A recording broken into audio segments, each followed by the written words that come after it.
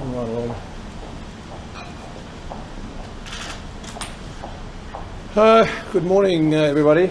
I want to start by just acknowledging the amazing contribution of the community in coming forward for vaccinations. Yesterday in New South Wales, we had the biggest number of vaccinations in our state, New South Wales state vaccination hubs than we've ever had. 61,778 people came forward to our state hubs. In addition, there were another 94,387 people who attended either at a GP or a pharmacist. So we had a total yesterday in New South Wales alone of 156,165 people received a jab. So again, thank you to all of our residents who've come forward for a vaccination. As we've said many times, vaccination is a critical path out of our current situation. Yesterday, there were also 1,035 locally acquired cases of COVID in the period up to 8 p.m. last night. There was also one overseas case. Thankfully, many people came forward for tests as well, and there were 129,182 tests undertaken yesterday up to 8 p.m. So again, thank you to all of our community in New South Wales who are coming forward whenever they have any symptoms at all, any flu-like symptoms, cold-like symptoms, or if they've been exposed to the virus, a close contact of a virus, or they've been asked to by the New South Wales Public Health team.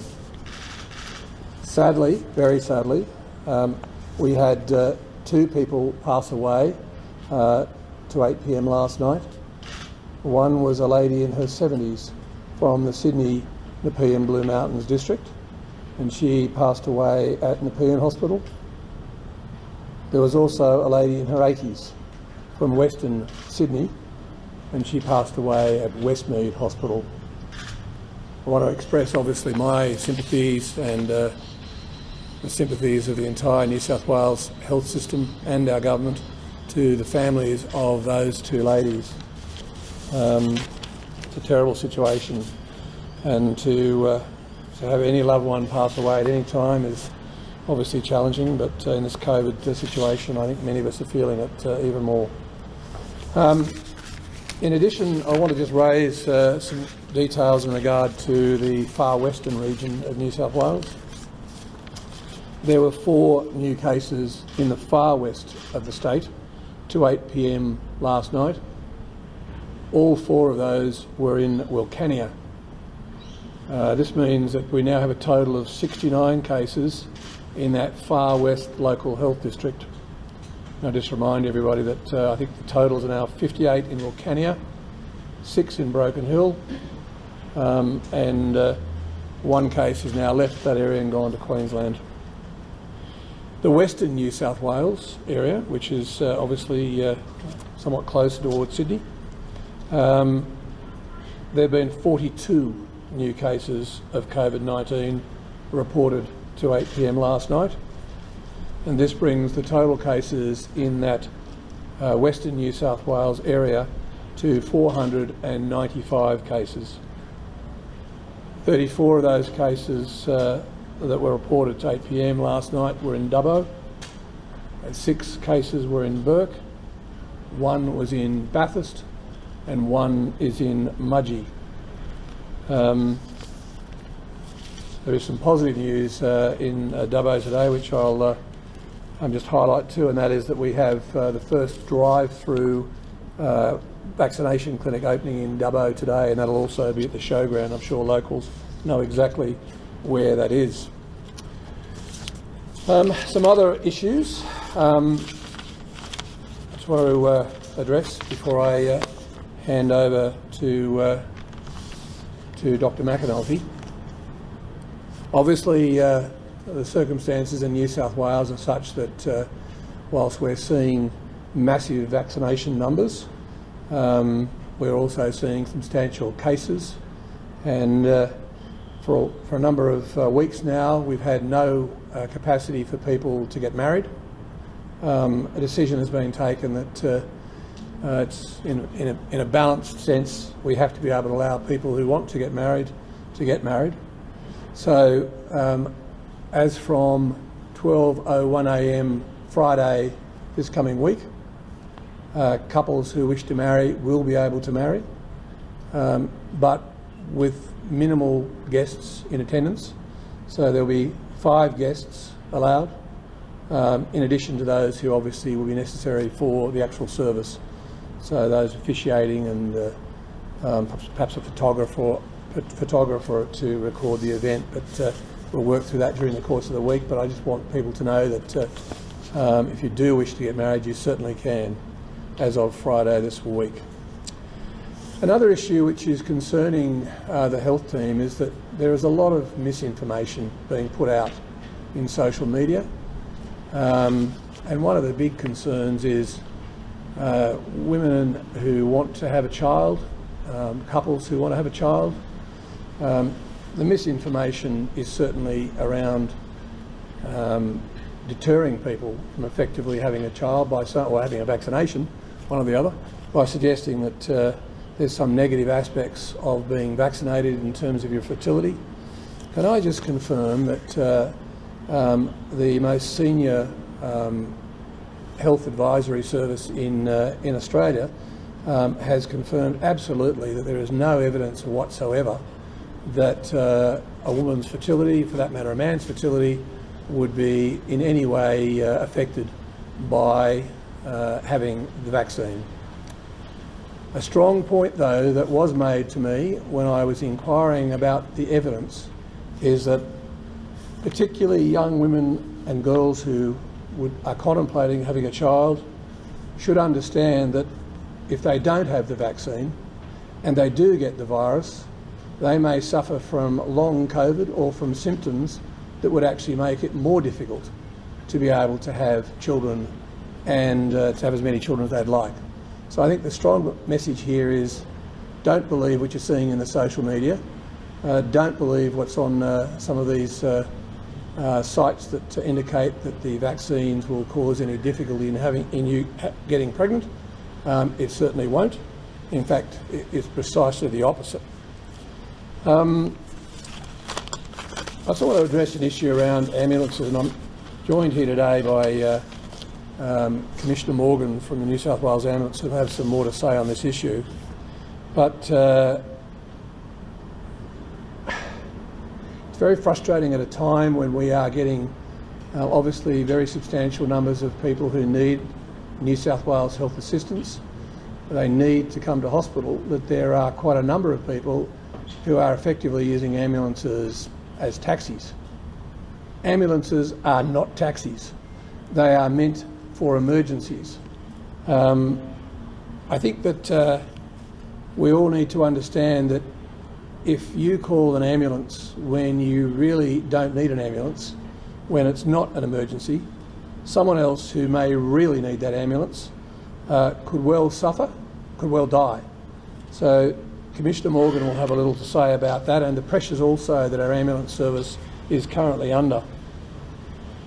Finally, I just want to explain to, particularly to the media, but also to the broader community, the reason why we are outside this building here today, which is the health headquarters in New South Wales, is that like every other possible venue in New South Wales at the present time, it is the case that you could expect at some time to have a positive case come into your building or the area where you are. I think the Premier has said many times, just work on the basis that the people who you're coming into contact with have COVID. That's the safest way to be at the present time. This building had a cleaner enter the building on the 24th, 25th and 26th of August while she was positive, and the building is currently in the relevant parts, a very big building of course, the relevant parts subject to having a deep clean, and for that reason we are outside. I'm going to ask Dr McAnulty to give us more information in regard to cases. I'm going to ask Susan Pearce, who is the Deputy Secretary, to talk about our vaccination program, and then I'm going to ask Commissioner Dominic Morgan to talk about some of the challenges for our ambulance service at the present time, and particularly to ask the community to be on board with us in trying to keep ambulances for emergencies. So first of all, Dr. Jeremy McAnulty. Thanks very much, Minister, and good morning, everyone. There were 1,035 locally acquired cases of COVID-19 reported in New South Wales to 8 o'clock last night, and one case who was acquired overseas. We're still seeing fantastic testing numbers, with 129,182 tests performed at 8 o'clock last night, compared to the previous day total of over 118,000. We have a large number of people in hospital. 778 patients with COVID are currently in hospital. 125 of those are in intensive care and 52 require ventilation. There's quite a few young people in their 20s and 30s who are requiring intensive care therapy. And of the 125 in intensive care, 110 are not vaccinated, 14 have had 1 dose of vaccine, and 1 person has had 2 doses of vaccine. There is a health worker in Westmead Intensive Care who's been vaccinated, and it just stresses the importance that a vaccine is very effective in reducing severe disease, but it's not 100%. We all need to protect our health workers who are on the front line caring for us all in the community. To protect them, we need not only healthcare workers to be vaccinated, but all of us to be vaccinated as soon as we can. By getting vaccinated, you're reducing the chance that you'll get vaccine, but also pass it on to other people, as well as having severe outcomes like hospitalisation and even death. So please, please help protect our frontline workers. Sadly, there have been 2 deaths, as the Minister mentioned yesterday. A woman in her 70s from Sydney's Nepean Blue Mountains district who died at Nepean Hospital after acquiring infection there earlier this month. This is a 4th death linked to the outbreak of the hospital. She'd received 2 doses of COVID vaccine and also had some serious underlying diseases. A woman in her 80s from Western Sydney also has died at Westmead Hospital. She was not vaccinated, and we extend our deepest sympathy to the family and friends of these 2 people. There have now been 83 COVID-related deaths in New South Wales since the 16th of June, and 139 in total for the pandemic. We continue to be very concerned about southwestern and western Sydney cases escalating, and particularly in the suburbs of Guildford, Merrylands, Auburn, Granville, Bankstown and Grey Staines. So wherever we are in the state, of course, assume that you might be at risk of COVID, but in those areas in southwestern and western Sydney in particular, be very aware of the COVID-safe behaviours to follow. We've also seen a number of sewerage surveillance test positive in the country areas where we haven't identified cases at this point. So we've got ongoing surveillance of sewage, which is very effective in identifying a positive the virus that causes COVID.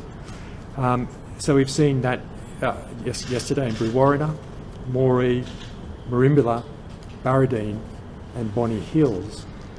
So we're just urging people in those communities to come forward for testing if you have even the mildest of symptoms. It's just so important that we find cases in these areas so we can help control the spread. Thank you very much. Thank you, Dr McAnulty, and good morning, everyone. Quite a bit of news in the vaccination front today.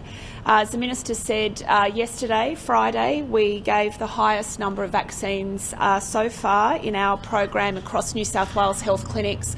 Can I extend my thanks to the workers out there that are working tirelessly day and night to deliver these vaccines into the arms of our community, and also the community for coming forward.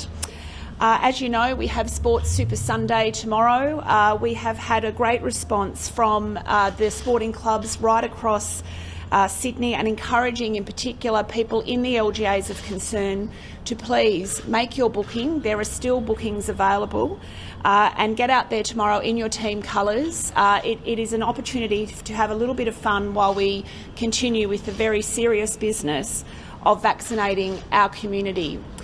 We currently have around 370,000 bookings against those priority bookings for our LGAs, and we can announce today that we're extending the age range for 16 to 49-year-old people across those LGAs to enable people 40 to 49 who have not previously had an opportunity to get a vaccination in those LGAs to be vaccinated. In addition, we have added grocery and meat workers to the link to enable people who live outside of the LGAs that work in those industries but work within them to make a booking, and that link will be available, including for 16 to 49-year-olds more broadly in the LGAs from midday today. We've added Camden as a LGA for the purposes of vaccination as part of this program as a proactive strategy to assist in vaccinating that community, as we have done with other communities that surround the LGAs over the past week. As I said, we really want people to come forward for Sports Super Sunday. This is a great opportunity. There is still bookings available right now, so please go to nsw.gov.au and make your booking. Do it now and get out there tomorrow in your team colours. We'll look forward to seeing you all. Thank you. Thank you. Good morning, everybody. This week, New South Wales Ambulance came into contact with its 2,500th COVID patient from this lockdown alone. These are extraordinary numbers. 450 patients alone yesterday were for COVID or suspected COVID. This is bringing a very significant load on the ambulance service right across New South Wales. But before I begin, I really just wanted to acknowledge the terrific work that our paramedics are doing out there every single day. Our paramedics, our doctors, our nurses, and particularly our control centre staff who take the 000 calls under immense load. I really need to put this into perspective for you. Over the last 3 days, New South Wales Ambulance has experienced call demand to 000 equivalent of our busiest New Year's Eve. These are extraordinary times, and it places great pressure on our staff when we receive some calls that may not be medical emergencies. So I want to be really clear about this. Our 000 call operators have received calls to help take food to people's houses. 000 cannot help you with this. We have received calls for people to be driven to vaccination centres. 000 cannot help you with this. If you have a medical emergency, dial 000 and we will be there. But with the sorts of demand that we're experiencing at the moment, all of the plans that we've been putting into place for the last 18 months are now coming to fruition. It'd be really difficult for me to convey to you just what it's like to be a paramedic on the road at the moment. Our workforce is going from job to job to job without a break. They are virtually wrapped in plastic. They are doing their job without expecting anything in return. These fabulous experiences I hear from my colleagues every single day of terrific human interactions, of where they're caring for people in a most compassionate and decent way, despite the uncomfortableness and the genuine concern that they all have for the fact that they may potentially catch this virus for themselves. There's been a lot of activity across the New South Wales health system where ambulance has been engaging, particularly with the local health districts. It's a matter of record that there have been some really challenging delays at some emergency departments. I'm pleased to say that a lot of work has occurred during the last week as models of care have been changed within the hospitals to accommodate, and we've seen a significant improvement in the throughput of ambulance patients into these big hospitals. I think it's really important to make the point that, you know, these big hospitals like Westmead and Nepean and Liverpool, I mean, these are aircraft carriers with really, really complex models of care. And it is not simple to simply turn them on a dime and change the way that they do things, because every decision is about patient safety.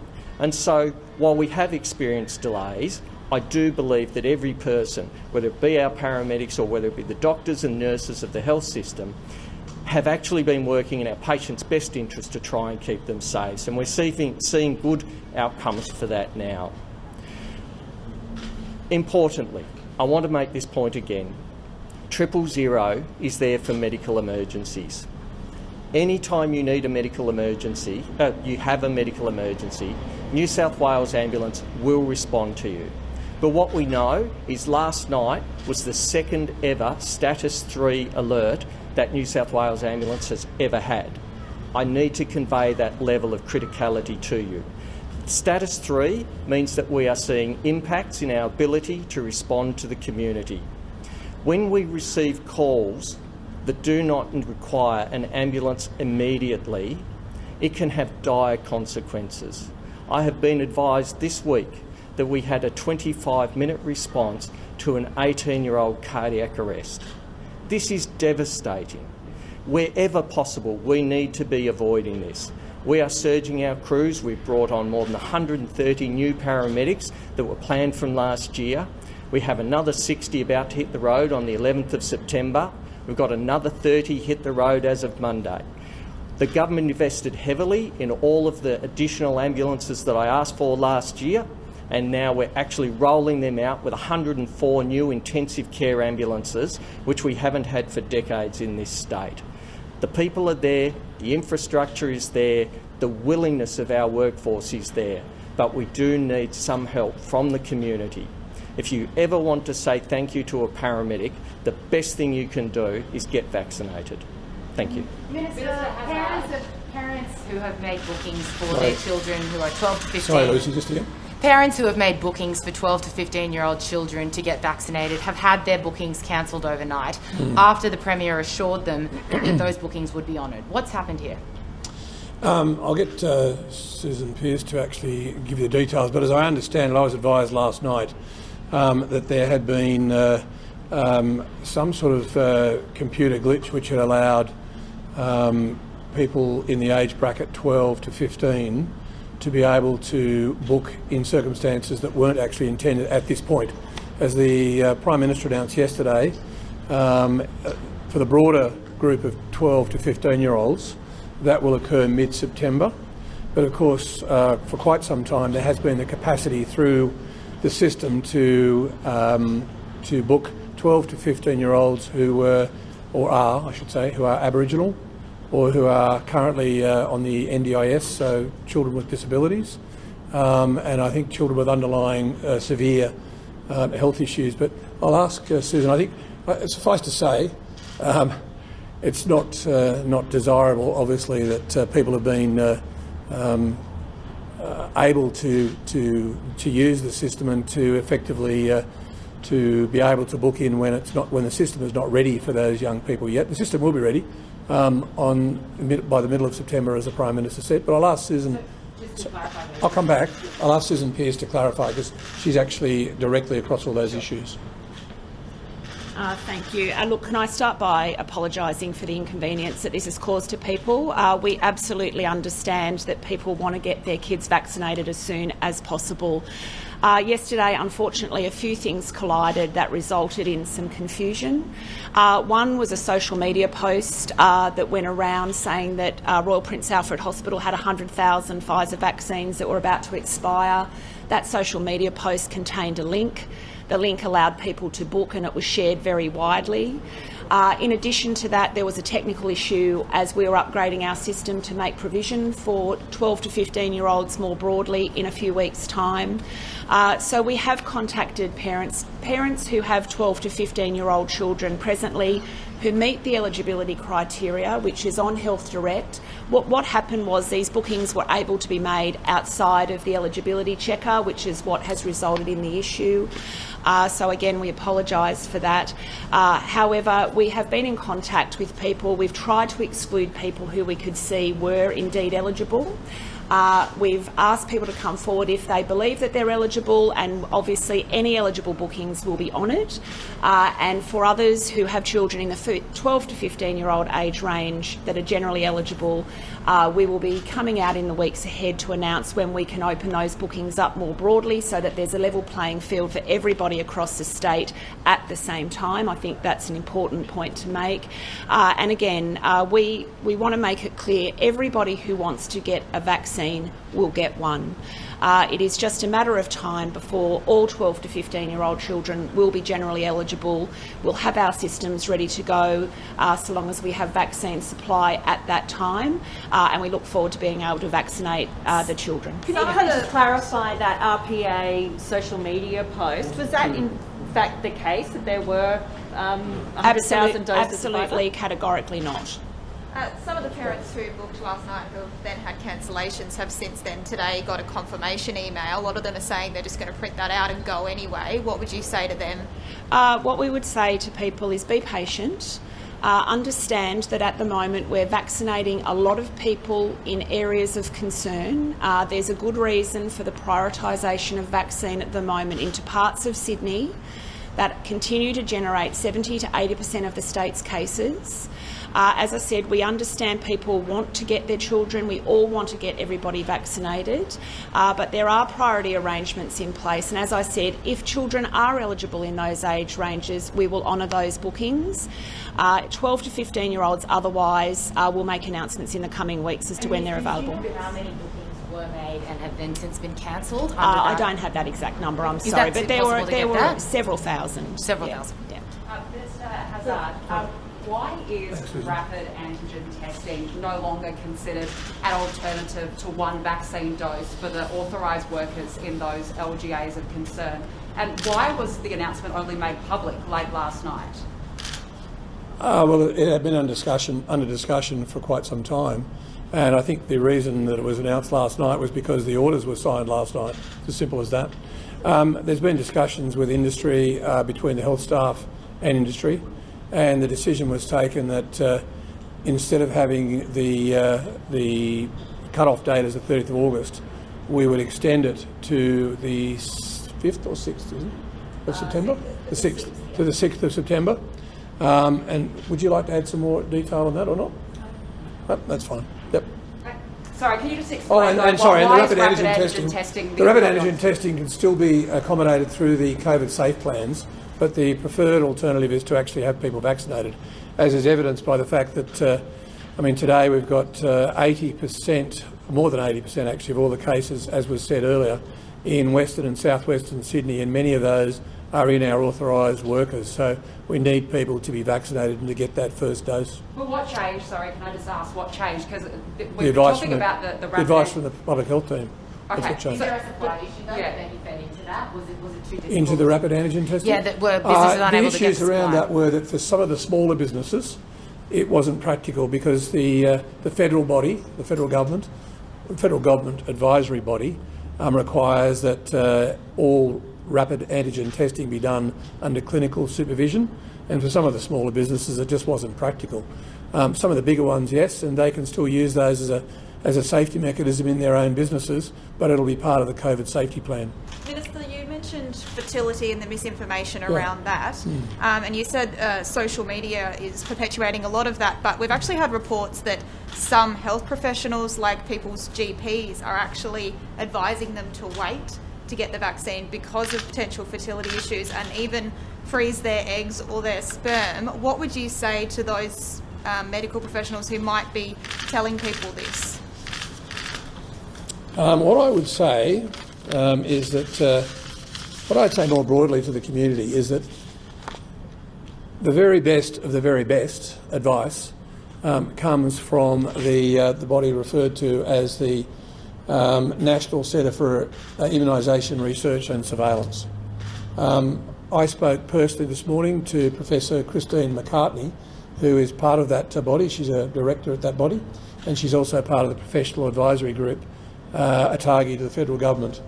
And the advice is, as I gave it earlier, and I say to those medical professionals who may not have caught up with that advice, to please catch up with that advice before you give any further advice to your patients, particularly GPs. GPs are obviously very busy people, and they may or may not have caught up with the latest advice. But at the end of the day, what I would say too is that to individuals, of course, you have to take your particular medical professional's advice, but perhaps you could just query when they give you that advice, if they do, and I haven't heard of that, but if they have, then just ask whether they have been made aware of the information that comes from that particular centre. Sorry, I'll come back. Is that right? Clarify the situation with Camden LGA's status, and also after the discussion yesterday that Camden and the rest of Penrith may be considered as a future LGA of concern, where we are with that situation.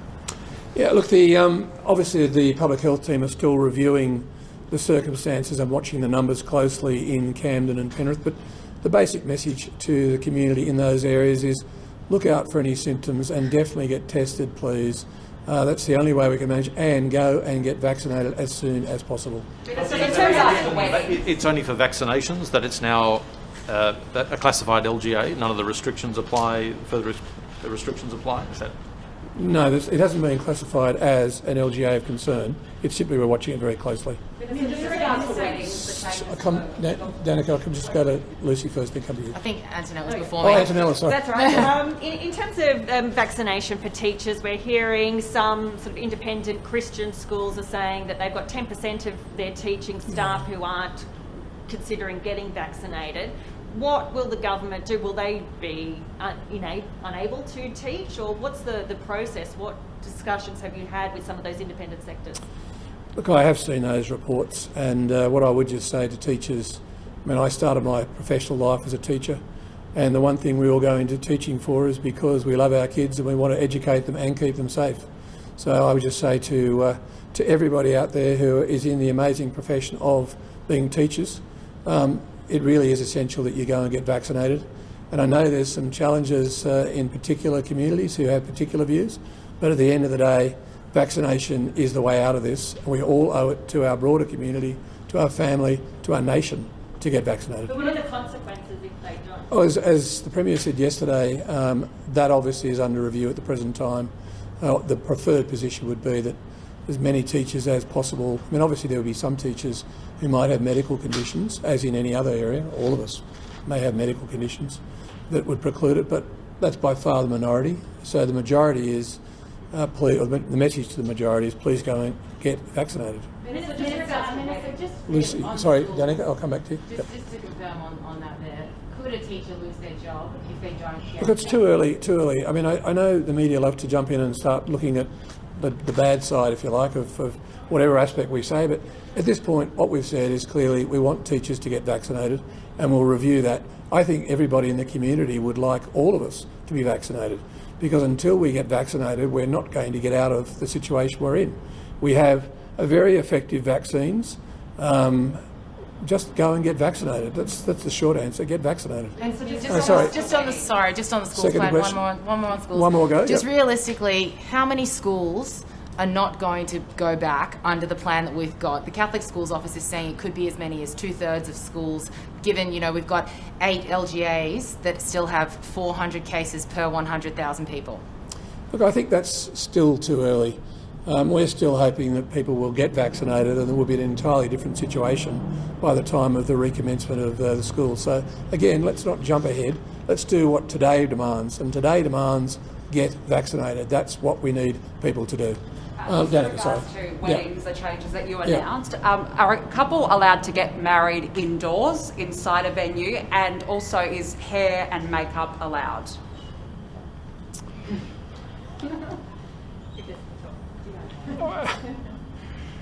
That's an interesting question. Look, the purpose is to allow people to get married, but do it sensibly. I'm sorry that we can't allow receptions or some of the really joyful other aspects, but I think we all had friends last year who, when it was down to 5 people, then went and got married, and some of them actually chose to do it then because it saved a lot of fuss. Others might want far bigger weddings. But I think that the short answer here is we can't allow that at the present time, because we've had circumstances where weddings have actually been massive super spreader events. But more importantly, just bringing large groups of people, your friends, together at the present time is dangerous. it's just dangerous. So what we've done is we've found a balance, and the balance is obviously the couple can get married with 5 people present and those who are necessary for the service, and I think that's a reasonable balance.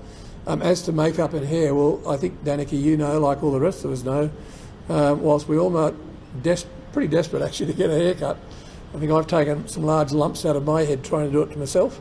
We all want it, but the reality is it's not safe to do it. But if you're living in a household or you're getting married, I'm sure that there's someone there who can help you with your makeup, Danica, if that's what you... It's a legitimate question because yeah, no, I agree, it's but part of the wedding day. I agree. It is part of the wedding day, but I mean, if you're really that concerned, then you might have to defer your wedding day until another day, because no, hairdressers and makeup won't be available other than through your normal household arrangements. Sorry, can I just go, Lou? Minister, another 1,000 cases today. It's pretty significant. Are we still seeing transmission in homes, or is it now workplaces where it's... Look, it's just continuing as it has been for quite some time, particularly in the western part of Sydney and the southwestern area, although the southwestern is slightly better at the moment than the western area. And it is largely still in homes and in workplaces. So it's a combination. I can't give you the precise figures today, but certainly it's in both those venues is what the public health team are advising me. Sorry, I'll come back to you. Yep. Just a follow-up question on weddings. Yep. Will the guests have to be vaccinated, and will they be allowed to travel to be a guest at a wedding, or do the 5 guests have to be within your own LGA? No, they're going to have to comply with the balance of the rules. So there's no exemptions on that front. You're going to have to make sure that your wedding guests are located within the areas that are allowed to travel. No changes to that. Sorry, Liz. Minister, given the issues on the Queensland border, do you think it makes sense to move the border south or move those checkpoints further south? Look, there were quite a few discussions about that, and discussions continue. It's very frustrating, I must say, for residents in the northern part of New South Wales to be effectively locked out by Queensland, and it's presenting some real challenges. There are medical staff who are on this side of the border who work at the Gold Coast Hospital and vice versa, and it's certainly problematic.